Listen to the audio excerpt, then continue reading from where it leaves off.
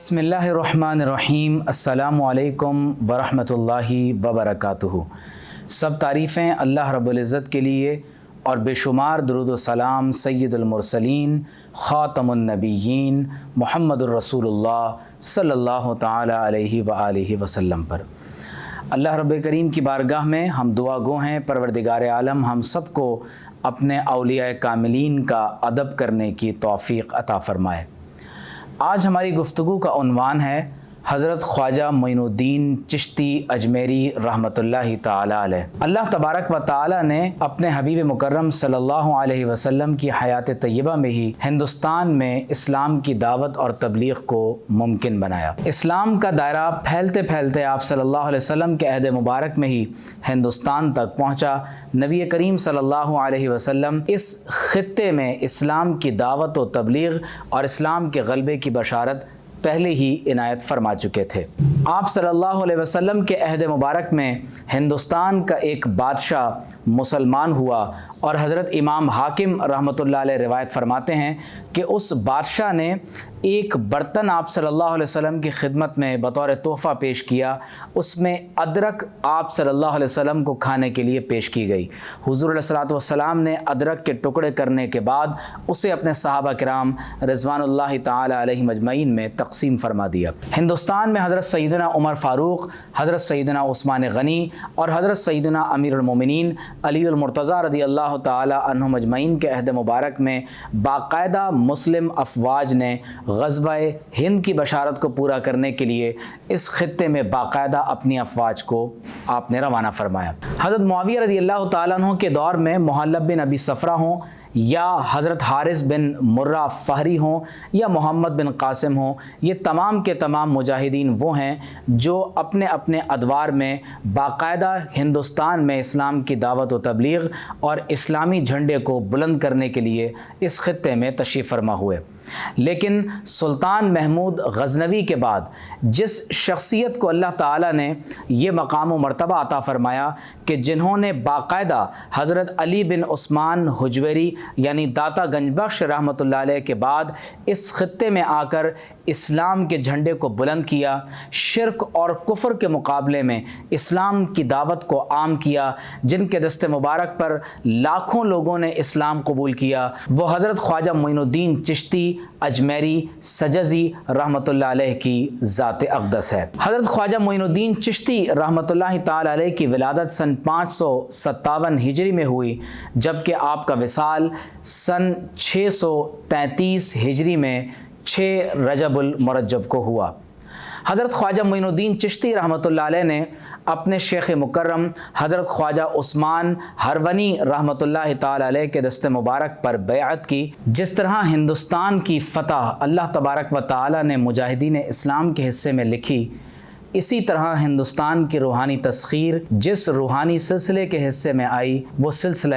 چشتیہ کے بزرگان دین اور مشائخ ہیں۔ حضرت خواجہ معین الدین چشتی رحمۃ اللہ علیہ حضرت خواجہ عثمان ہرونی رحمۃ اللہ تعالی علیہ کے مریدین میں سے ہیں۔ آپ 20 برس تک اپنے شیخ کی خدمت میں رہے، سفر اور حضر ہر مقام پر بستر اٹھا کر اپنے شیخ کے لیے اپنے سر پر آپ ان کے ساتھ حالت سفر میں رہے۔ 20 برس کے بعد آپ کے شیخ مکرم حضرت خواجہ عثمان ہرونی رحمۃ اللہ علیہ نے آپ کو خلافت سے سرفراز فرمایا۔ جب آپ اپنے شیخ کامل کے ساتھ مدینہ طیبہ میں نبی کریم صلی اللہ علیہ وسلم کی خدمت اقدس میں حاضر ہوئے تو آپ کو روضہ انور سے باقاعدہ نبی کریم صلی اللہ علیہ وسلم کی طرف سے جواب آیا اور آپ صلی اللہ علیہ وسلم نے آپ کو ہندوستان کی روحانی سلطنت کا سلطان مقرر فرما کر اس خطے میں ہمیشہ کے لیے روانہ فرما دیا۔ حضرت خواجہ معین الدین چشتی رحمۃ اللہ علیہ کو یہ خاص مقام حاصل ہے کہ حضرت خواجہ عثمان ہرونی، حضرت خواجہ معین الدین چشتی، حضرت خواجہ بختیار کاکی اوشی، حضرت خواجہ بابا فرید الدین گنج شکر، حضرت خواجہ نظام الدین اولیاء، مشائخ کی یہ ایک سیریز ہے جو اللہ تبارک و تعالی نے مشائخ چشت کو ہندوستان میں اس طور پر عطا فرمائی کہ انہوں نے ہر دور میں بادشاہ وقت کی اصلاح کرتے ہوئے اللہ تبارک و تعالی کے دین کے پیغام کو ہمیشہ عام فرمایا۔ حضرت خواجہ معین الدین چشتی رحمۃ اللہ تعالی علیہ کو عطائے رسول کہا جاتا ہے صلی اللہ علیہ وسلم، کیونکہ آپ صلی اللہ علیہ وسلم نے ہندوستان میں روحانی طور پر حضرت خواجہ معین الدین چشتی رحمۃ اللہ علیہ کو، جو خود سادات کرام میں سے ہیں، ہندوستان کے اس خطے میں روانہ فرمایا۔ حضرت خواجہ معین الدین چشتی رحمۃ اللہ علیہ جب ہندوستان کے اس خطے میں باقاعدہ اجمیر کے مقام پر آ کر آباد ہوئے تو آپ نے یہاں پر عبادت اور ریاضت کا سلسلہ شروع فرمایا، اور آپ خدمت اور محبت کے ذریعے سے لوگوں کو اسلام کی دعوت دیا کرتے تھے۔ یاد رکھیں کہ صوفیہ کرام نے ہمیشہ خدمت اور محبت کی کلید کے ذریعے سے اسلام کی دعوت اور تبلیغ کو ہمیشہ کے لیے عام فرمایا ہے۔ جب خواجہ اجمیر رحمۃ اللہ علیہ اس خطے میں آ کر آباد ہوئے، جب آپ نے اسلام کی دعوت خدمت اور محبت کے ذریعے سے عام کرنا شروع فرمائی تو باقاعدہ ہندوستان کے ایک بادشاہ نے، جس کا نام راجہ رائے پتھورا تھا، اس نے ایک مسلمان کو تنگ کیا۔ وہ مسلمان حضرت خواجہ اجمیر کی خدمت میں حاضر ہوا۔ حضرت خواجہ معین الدین چشتی رحمۃ اللہ علیہ نے ایک تحریر رائے پتھورا کے نام لکھی اور فرمایا کہ اسے راجہ کے پاس لے جاؤ۔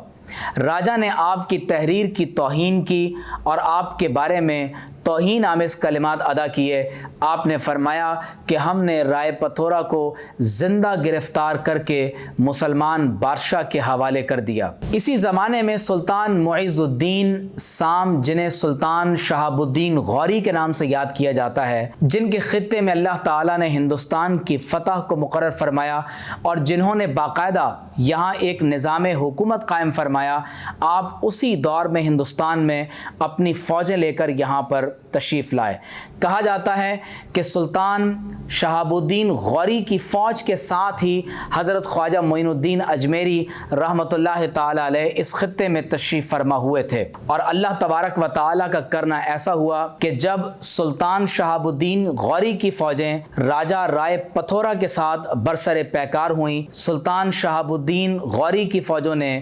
باقاعدہ رائے پتھورا کو زندہ گرفتار کر لیا، اور حضرت خواجہ معین الدین چشتی رحمۃ اللہ علیہ کا یہ فرمان پورا ہوا۔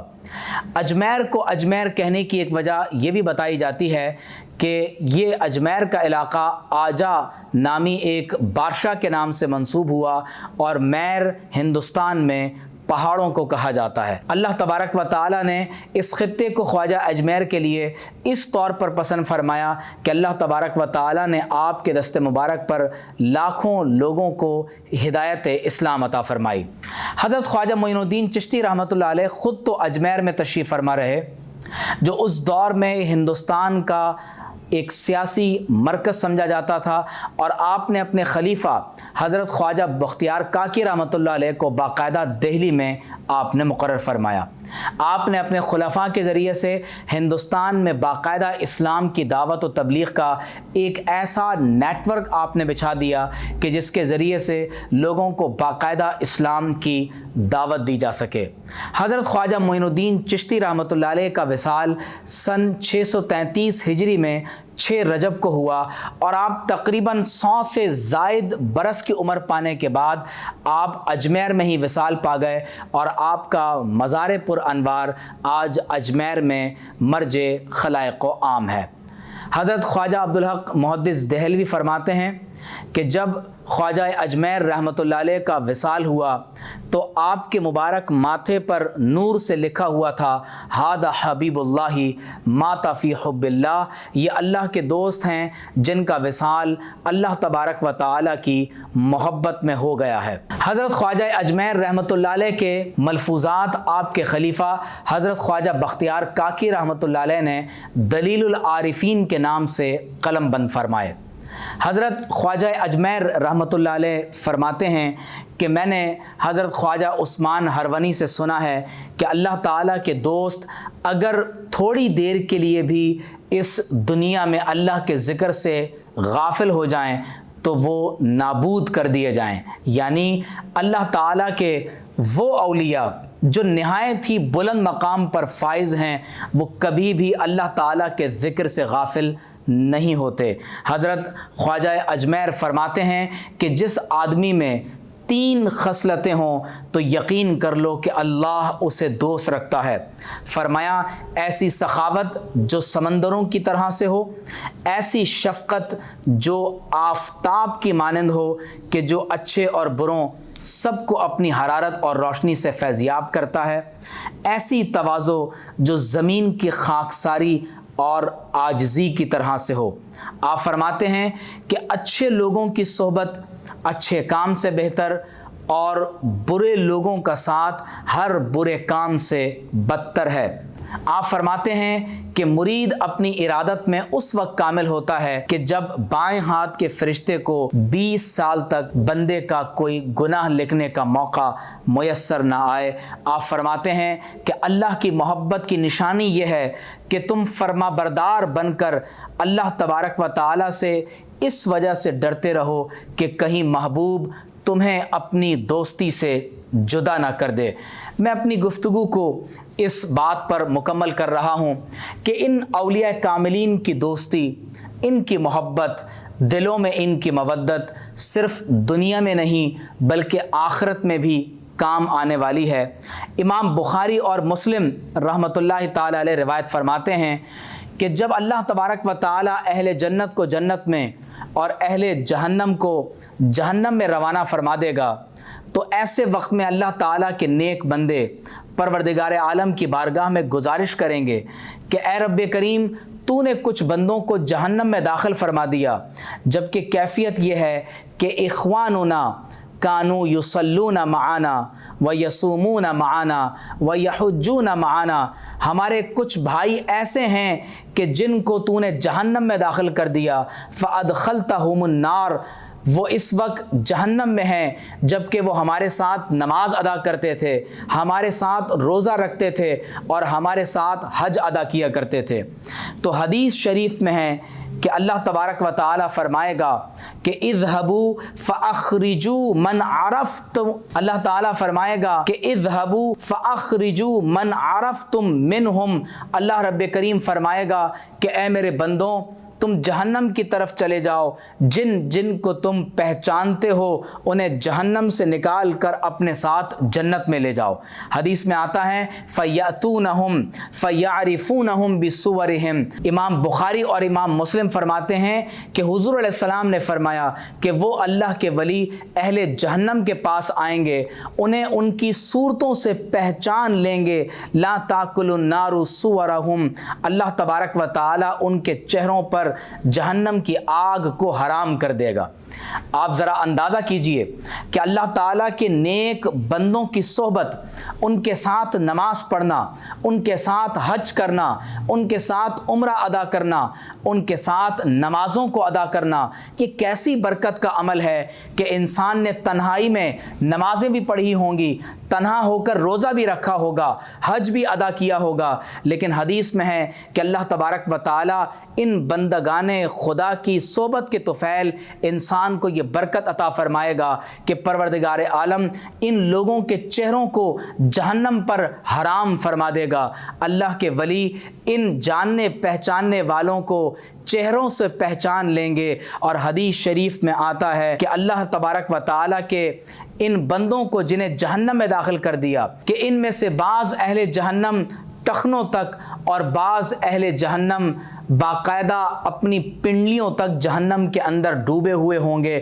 حدیث میں آتا ہے فَيَخْرُجُونَ مِنْهَا بَشَرًا كَثِيرًا، اللہ تبارک و تعالیٰ کے یہ اولیاء بکثرت لوگوں کو جہنم سے نکال کر اپنے ساتھ جنت میں لے جائیں گے۔ حضرت خواجہ معین الدین چشتی ہوں، حضرت سیدنا غوث اعظم ہوں، حضرت داتا گنج بخش ہوں، یہ تمام اولیاء کاملین، ان کی محبت اور مودت اور ان کی اتباع کرنا یقیناً اس دنیا اور آخرت میں ضرور ہمارے کام آئے گی۔ حضرت خواجہ اجمیر نے حضرت داتا گنج بخش علیہ الرحمہ کی قبر انور کے پاس بیٹھ کر اللہ تبارک و تعالیٰ کی عبادت اور ریاضت کے لیے 40 دنوں کو مختص کیا تھا۔ اللہ تعالیٰ ہمیں بھی ان اولیاء کاملین کے نقش قدم پر چلتے ہوئے اپنی عبادت کرنے کی توفیق عطا فرمائے۔ وآخر دعوانا ان الحمد للہ رب العالمین۔